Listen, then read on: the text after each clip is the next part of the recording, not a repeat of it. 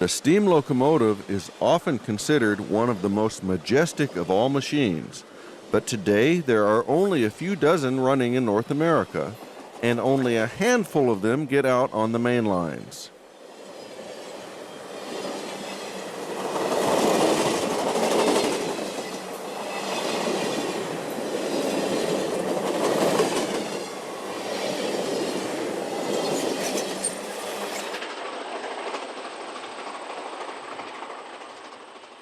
One of the most famous is Nickel Plate 765, which, since 1979, has been showing new generations just what a big steam locomotive is all about.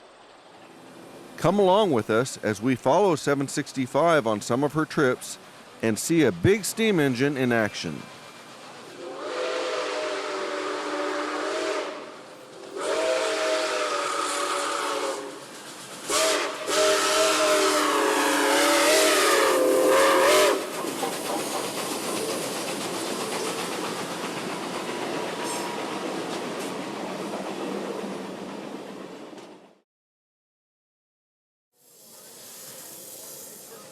The date is July 19th, 2015, and we are in Fort Wayne, Indiana, as 765 prepares to make a round trip to Lafayette. Before the train leaves, let's learn a little bit more about the locomotive. The 765 was built for the New York, Chicago, and St. Louis Railroad, commonly called the Nickel Plate. Built in 1944 by the Lima Locomotive Works in Lima, Ohio, she has a 2/8-4 wheel arrangement.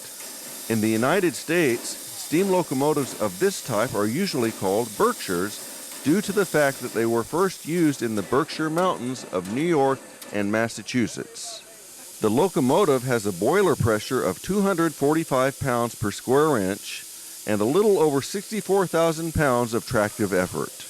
The diameter of her driving wheels is 69 inches. And her top speed is in the neighborhood of 70 to 80 miles an hour, but Norfolk Southern limits steam locomotives to 40 miles an hour on their system. 765 was used to pull fast freights between Bellevue, Ohio and Chicago, but often would be assigned to the terminal in Fort Wayne until her last run in 1958. In 1963, she was put on display in a park in Fort Wayne until she was removed for restoration in 1974 by the newly formed Fort Wayne Railroad Historical Society. Test run in 1979, she pulled her first excursions in 1980. Also of note is this extension of the coal bunker, which allows 765 to have extended range between refuelings and reduces the delays on NS's busy railroads, as well as eliminates most of the needs for diesel assistance. Let's take a look at her route. We are in the state of Indiana in the northeast city of Fort Wayne. Our train today is running from Fort Wayne to Lafayette, Indiana, and return over the one-time Detroit to Kansas City main line of the Wabash Railroad, which is a predecessor line of Norfolk Southern, as is the Nickel Plate.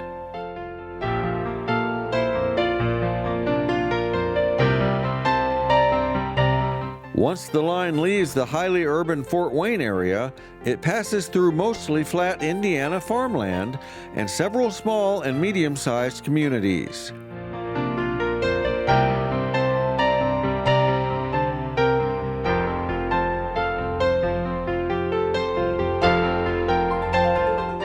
One place we'll visit is Huntington, where the courthouse square was a gathering place to watch the train. Even though Norfolk Southern restricts steam operations to 40 miles an hour, it was often hard to keep up with. Using Huntington as an example, after the train passed, we had to pick up our camera, get through traffic and stoplights, and get out of town. All the while, 765 is merrily chugging through the area below. We caught up to her at this highway bridge just east of the city of Wabash. Peru is a crew change point. We got a shot here going eastbound, but this stop allowed us to get ahead of the train and get a shot of it at this location as it headed west. The train was making good time, and there was no point in trying to get a shot of it in Logansport, so instead our next location was climbing out of the Wabash River Valley just west of town.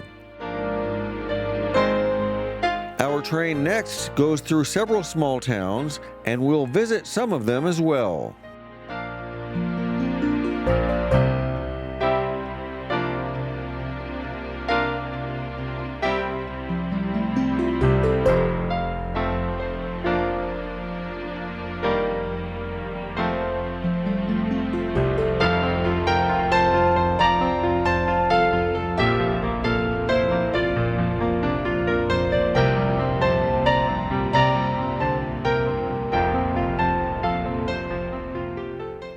This excursion went as far as Lafayette, where the train was turned around and passengers enjoyed lunch in the yard.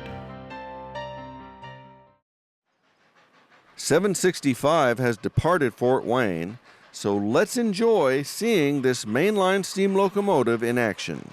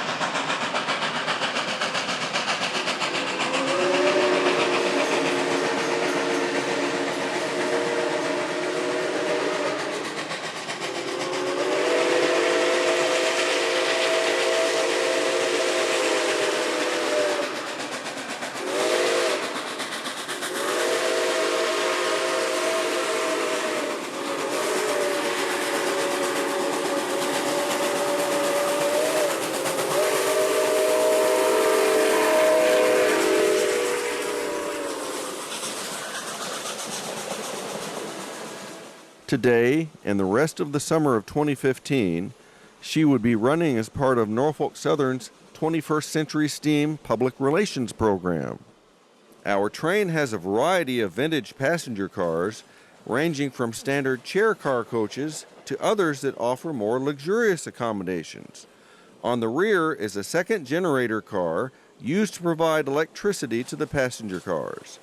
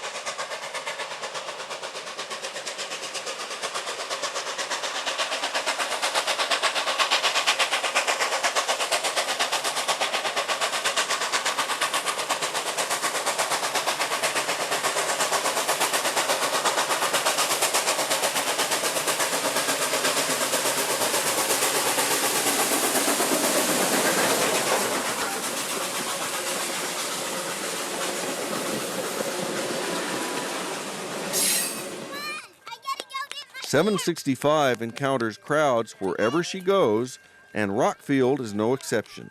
Yep, the train is coming. Here it is. Pilot gets it.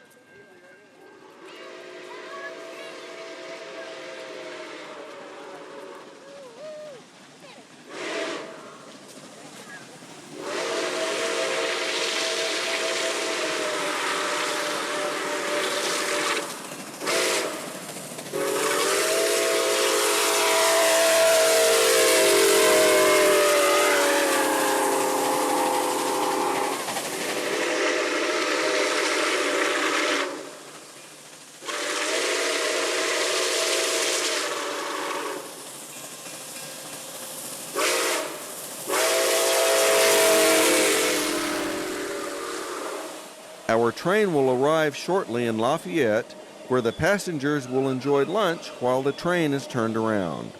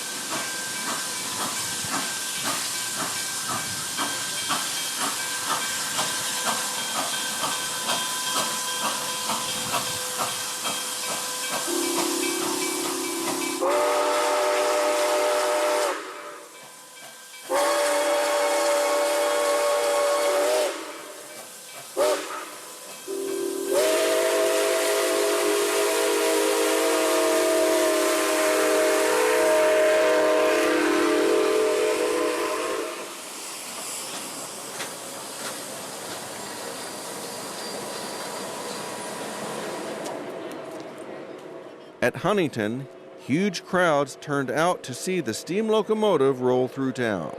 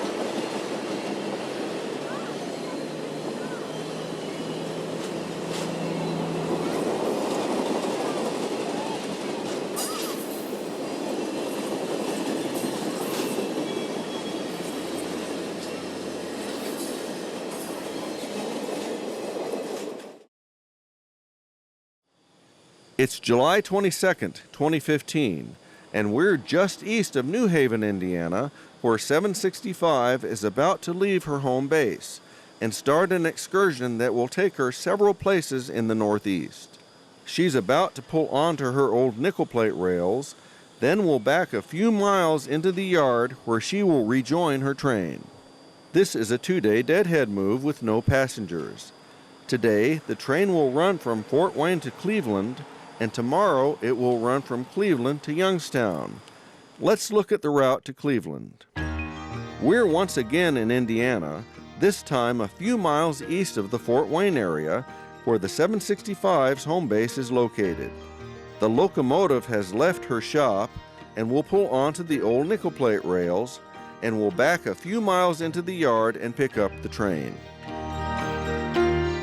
From there, she'll go northeast, back again on the former Wabash Rails, where we'll get a shot of her leaving town. At Butler, our train leaves the old Wabash Rails and enters the one-time New York Central mainline from Chicago to Cleveland, which Norfolk Southern acquired in the Conrail purchase. We'll see 765 as she passes the state line and on into Ohio. Some days are a challenge to chase trains, and this was one of them. The railroad runs diagonally across Ohio, making it very difficult to follow it on mostly east-west roads. We were all set up to record the train passing Toledo Union Station, but camera problems right before the train showed up added to the frustration of the day.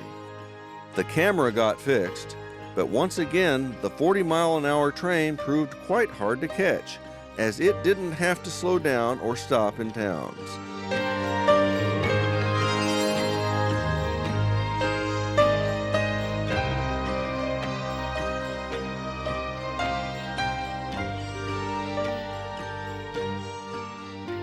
The train did have to stop for track work, so we at last got another shot of it as it crossed the Huron River.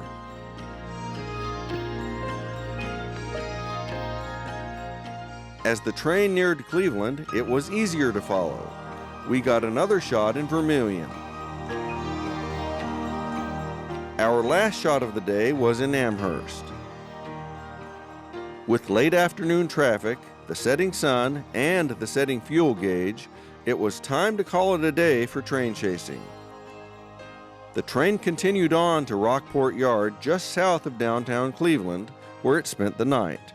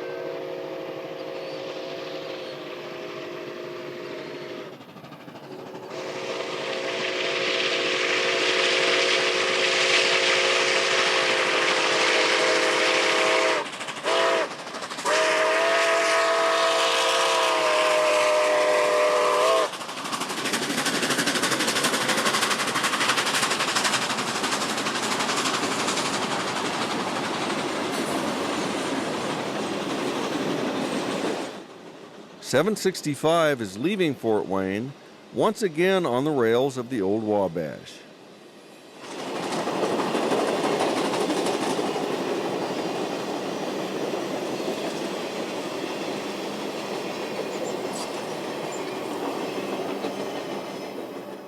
We're a few miles east of Butler, Indiana, at the border with Indiana and Ohio. Our train has switched onto the old New York Central main line across Ohio, as evidenced by the soon-to-be retired signals.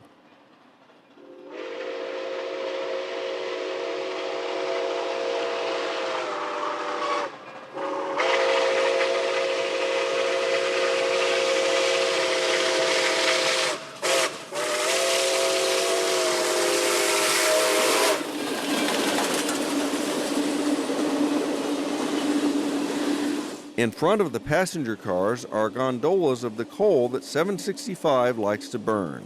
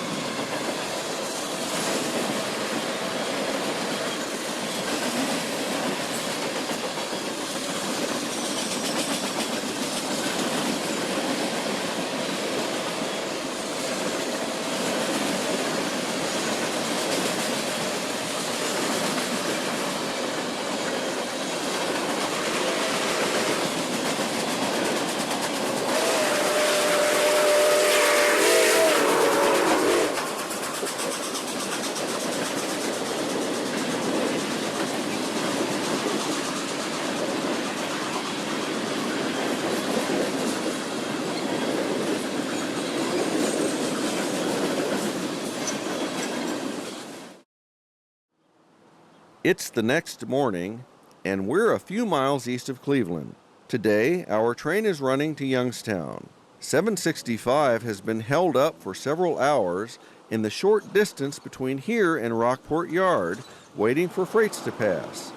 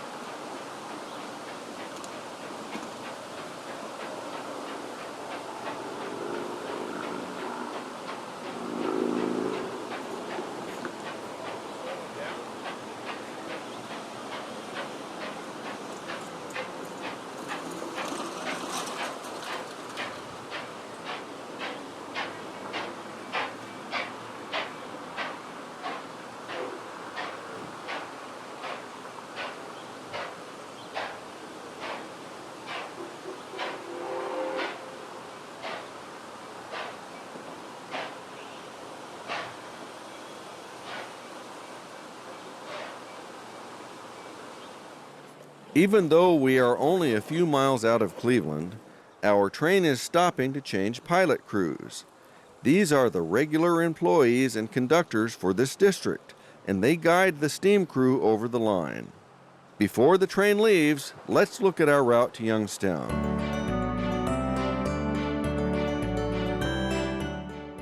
We're in the state of Ohio, right up by Lake Erie in the Cleveland area. Our train spent the night in Rockport Yard, then this morning slowly made its way through urban Cleveland, being stopped for numerous freight trains.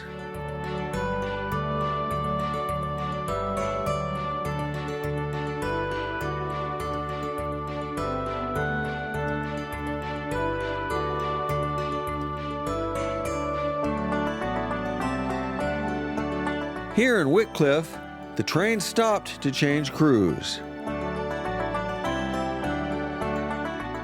We're on the former rails of the Nickel Plate Railroad, and although 765 was usually assigned to the run between Bellevue, Ohio and Chicago, she did run here. So for the first time in a long time, this route has welcomed an old friend home.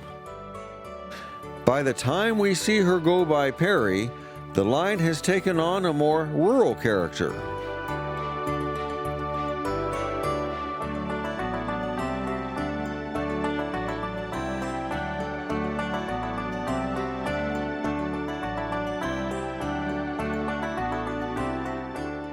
At Astabula, we leave the former Nickel Plate behind, switching instead to the former New York Central, a line that Norfolk Southern bought in the Conrail purchase. Leaving Astabula, 765 puts on a fantastic show climbing Carson Hill as it leaves the lake region. Once at the top of the hill, our train makes easy work of rolling through the farms and forests of northeastern Ohio.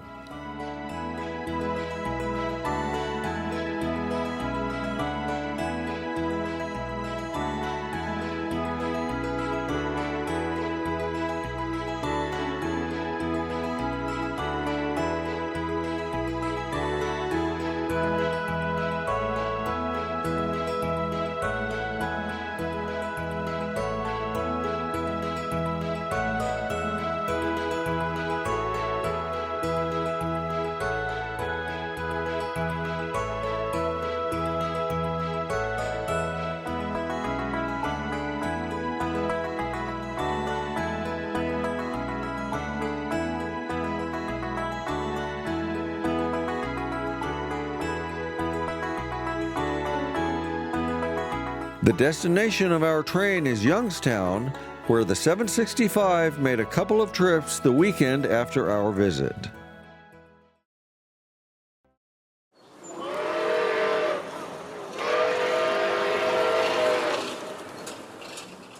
Our new crew is on board, the freight trains are by, and at long last our train can make its way to Youngstown.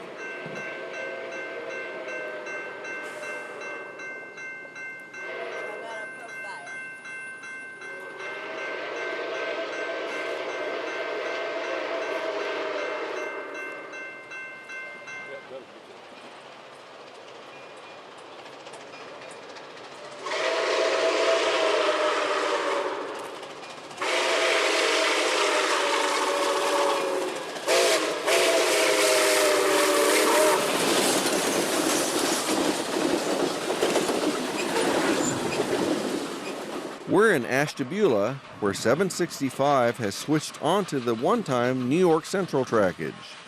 A well-meaning track crew wanted to help the steam locomotive around the tight curve by putting down some grease.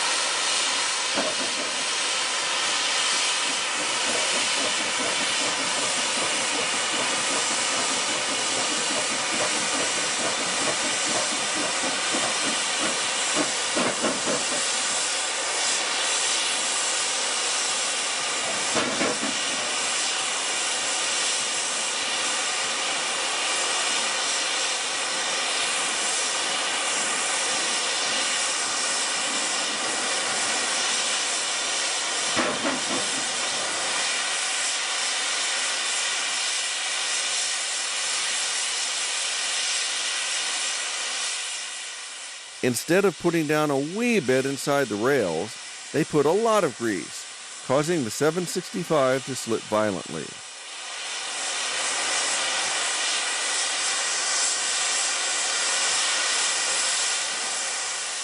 After the crew hand-sanded the rails, the train finally got underway, but was not able to get a running start over the 1% grade of Carson Hill, making for a fantastic show as it climbed the grade.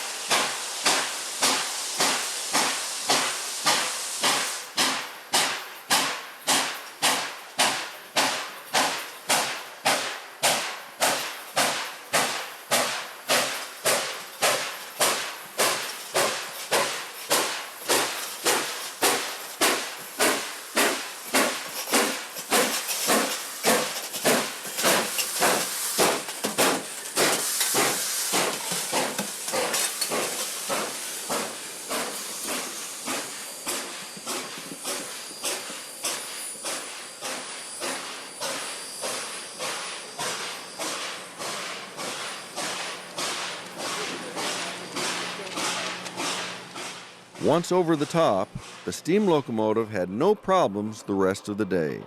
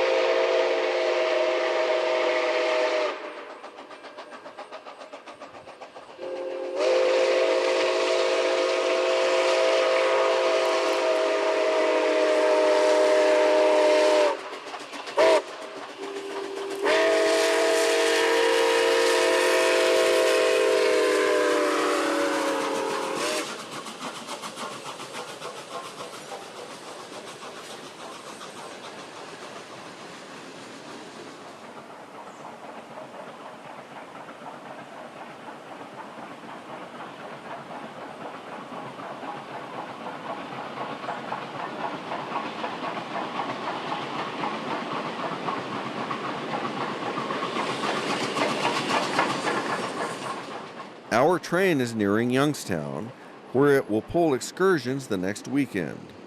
We will rejoin this trip to the Northeast a little later in this program, but let's go back a few years and look at some other operations of the 765. It's September the 11th, 2012, and we're just east of Decatur, Illinois. 765 is making a deadhead move from St. Louis to her home in New Haven, Indiana, once again using the rails of the old Wabash. Decatur is located in central Illinois and was once the Wabash Railroad's main hub, with Wabash lines leaving town in every direction. Our first shot is a few miles east of town at this rural crossing. This railroad is mostly straight in this part of Illinois, but the 765 puts on a good show nonetheless. Today, 765 is wearing the whistle from Wabash 282 number 2202. A sound long gone from these parts returns, if only for today. Even though this line is flat and mostly straight, like other areas in this program, the train wasn't the easiest thing to chase. While the train plodded along at a steady 40 miles an hour, our chase vehicle had to contend with towns and stoplights, farm vehicles, road construction, and other obstacles that slowed us down.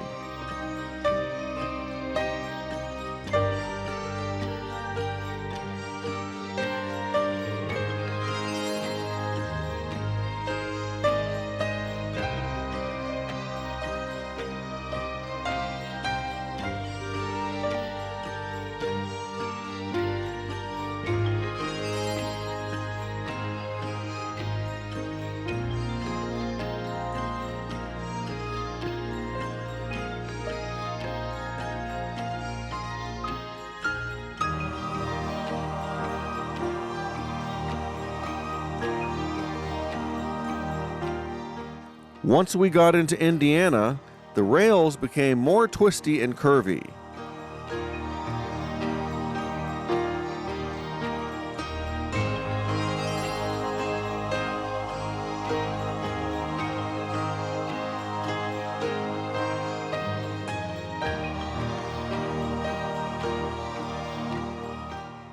After we got a shot east of Attica, there was no fast way through Lafayette, and that, and a lot of people chasing the train, precluded us from getting a shot until this overpass east of Logansport.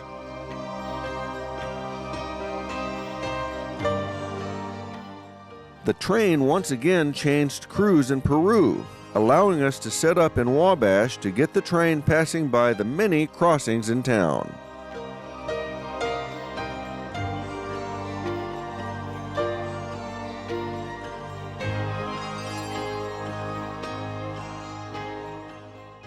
After Wabash, we caught up to the 765 again near Roanoke. Then we bypassed the traffic in Fort Wayne and caught her one more time in New Haven near her home base.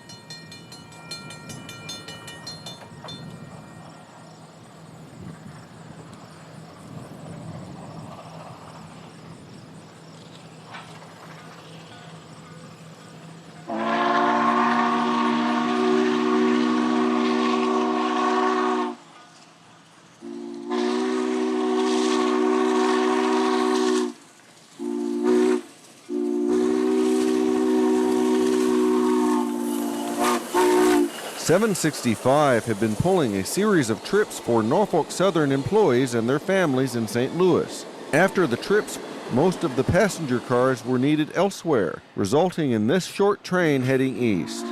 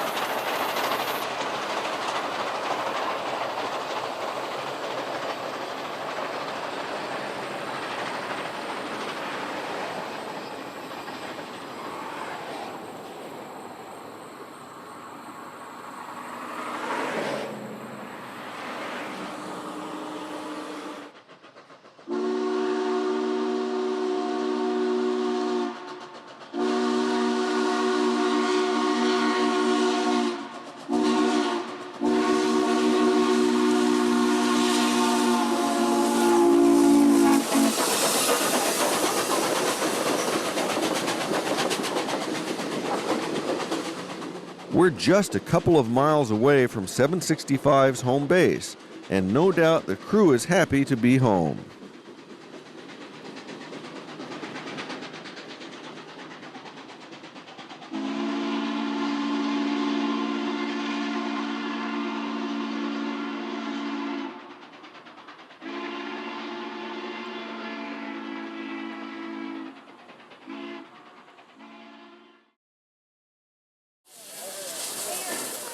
It's Memorial Day, May 25, 2009, and 765 is showing the colors in North Judson, Indiana.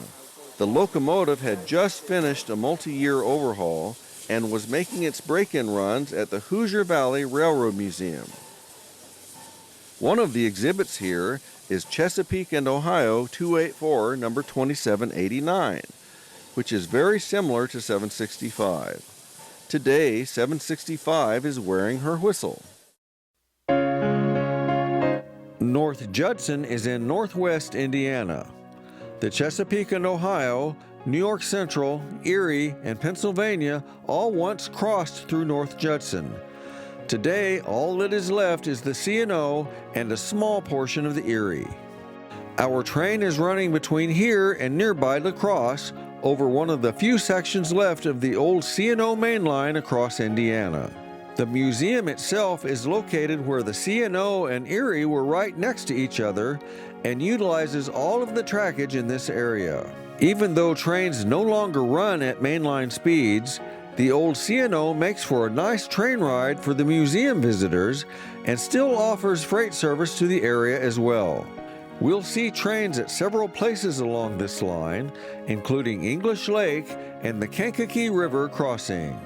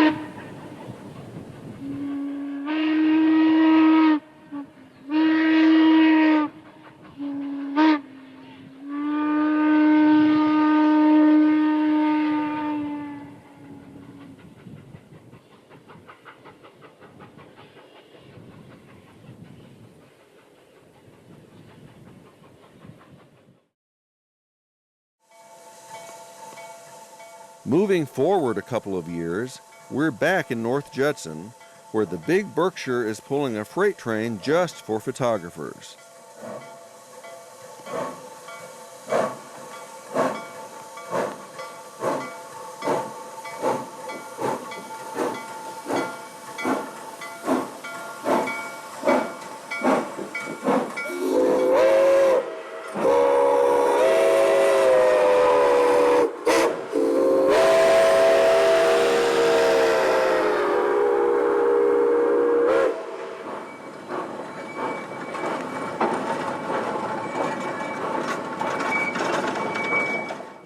Since the goal of the trip is photography, there is really no point A to point B. It's just the 765 with a train that looks different from what she usually pulls.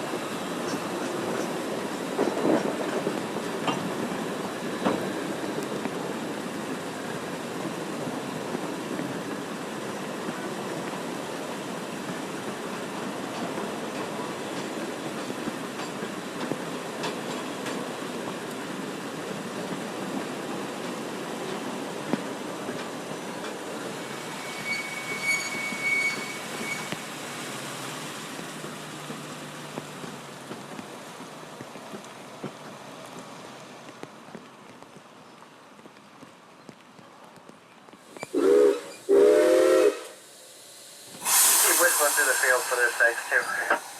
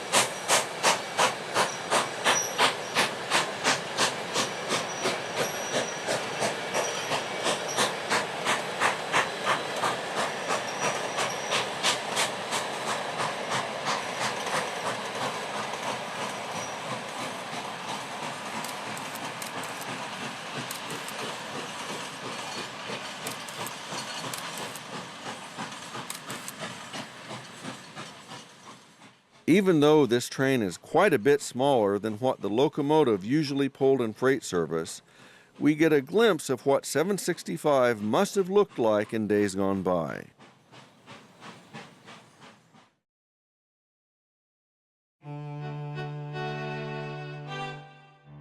Today, our map takes us to New York and then Buffalo in the far western part of the state.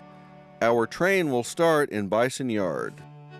We're on the Old Erie, ironically the same line that once ran through North Judson where we just visited.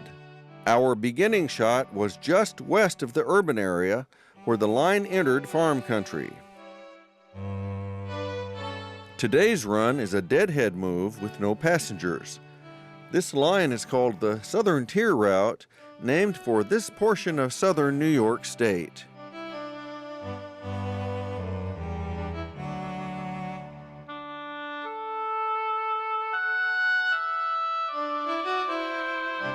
At Letchworth State Park, 765 crosses the Genesee River on a neat old iron bridge. With few towns to contend with and fewer chasers since this was a weekday move, we caught the train in several places, including Swain. Then a few miles down the line in Hornell, where the train will pass the old depot.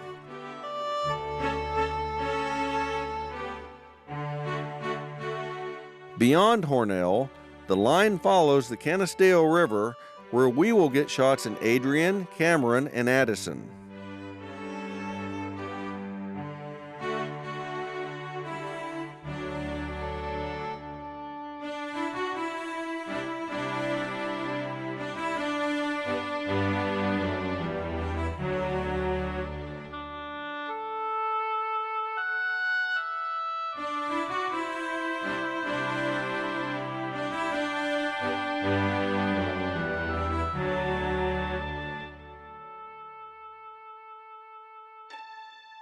We were set up for a shot in Elmira, but there are no grade crossings in town, and we did not even hear the train until it was upon us.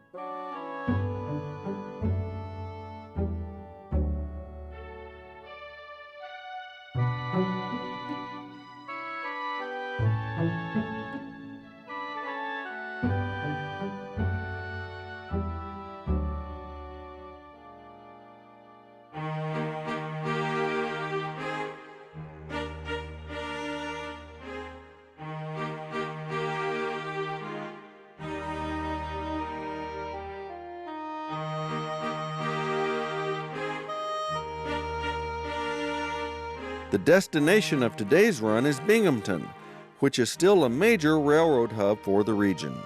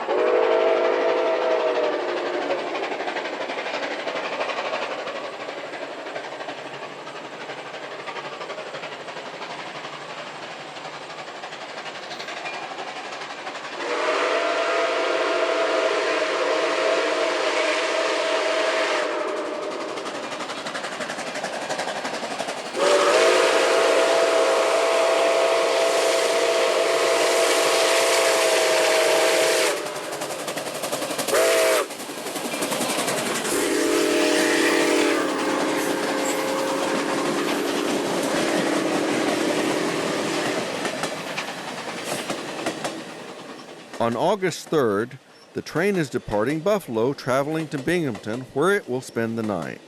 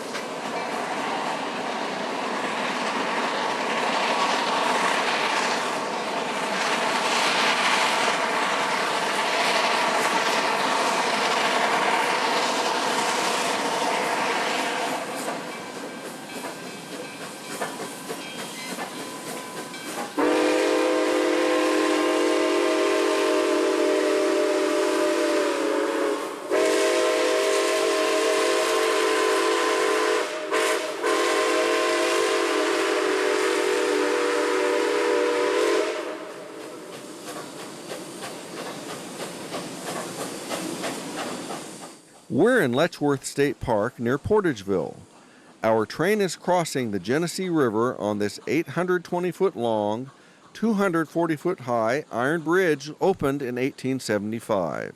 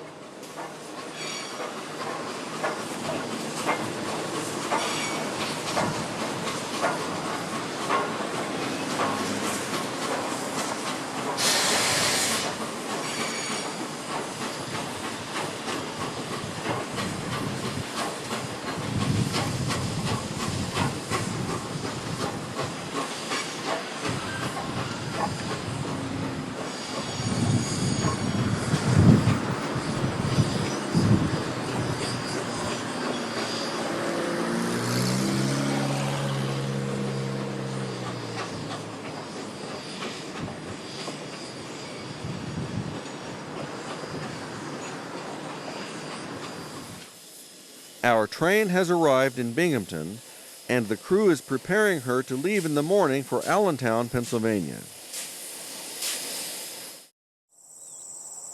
It's August 4th, and we're at the famous Tunkhannock Viaduct in Nicholson, Pennsylvania. Nicholson is in the far northeast corner of Pennsylvania, about 75 miles from Binghamton, New York, where the 765 spent the night. This huge viaduct, which spans Tunkhannock Creek, dominates the town and the countryside around it. The viaduct was opened in 1915 by the Delaware, Lackawanna, and Western Railroad and is 2,373 feet long and 240 feet above the creek. When opened, it was the largest concrete structure in the world. The next weekend, 765 had trips planned out of Allentown, Pennsylvania, and needs to go over this route to get there. This line was in the process of being sold to Norfolk Southern by owner Canadian Pacific, but the sale was going slower than expected when these trips were planned. CP was cooperative, but it took the entire day for the details to be worked out. But near sunset, the train left town with NS's Lackawanna Heritage Unit on the point to appease CP's requirements.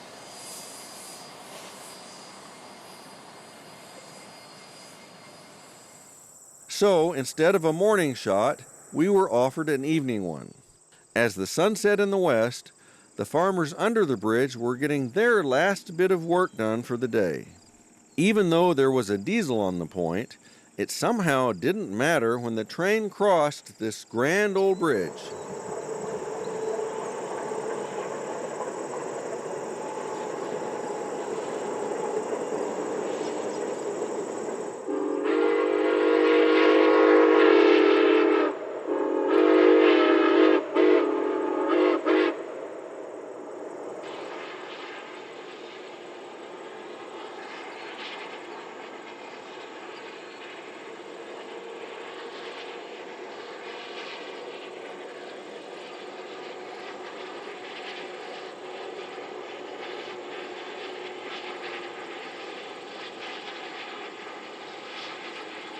For several decades now, Nickel Plate 765 has been an ambassador for the age of steam and railroading in general. May she long travel mainline rails to show people just what steam locomotives were all about.